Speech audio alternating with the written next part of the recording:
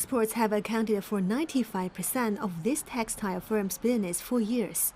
In 2019, its sales volume reached 350 million yuan, but the pandemic has resulted in many cancelled or delayed orders.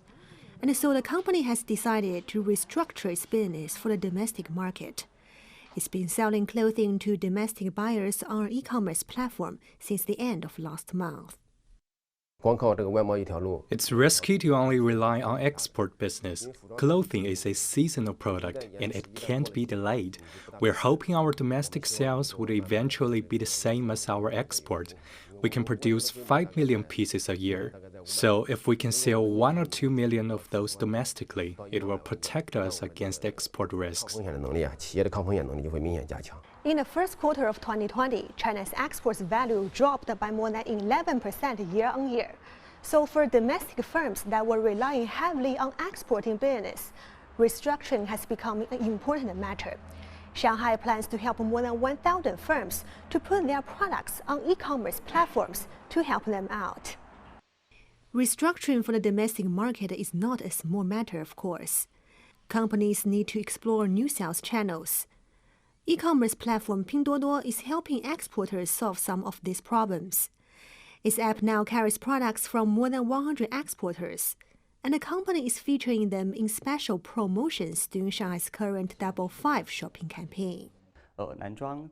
Most of the products are men's clothing, home goods, sports clothes, and furnishings. There are more than 10,000 products on the site now, and sales are not bad.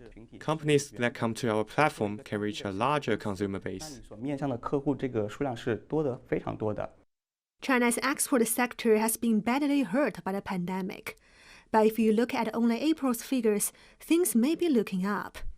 The month's export figures were back in positive territory, growing by more than 8% year-on-year, with textile products such as masks growing substantially.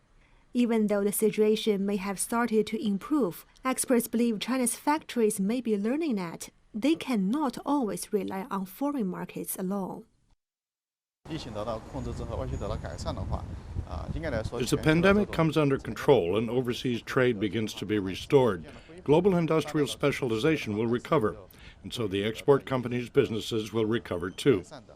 But I think some of them will still continue to work with the domestic market because our consumption sector is growing quickly as the country's economy restructures.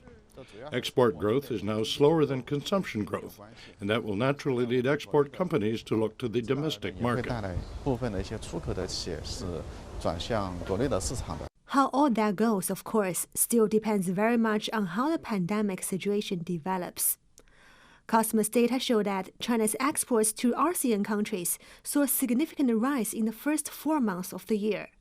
But trade with the European Union, the United States, and Japan all fell. Chen, ICS for CGTN, Shanghai.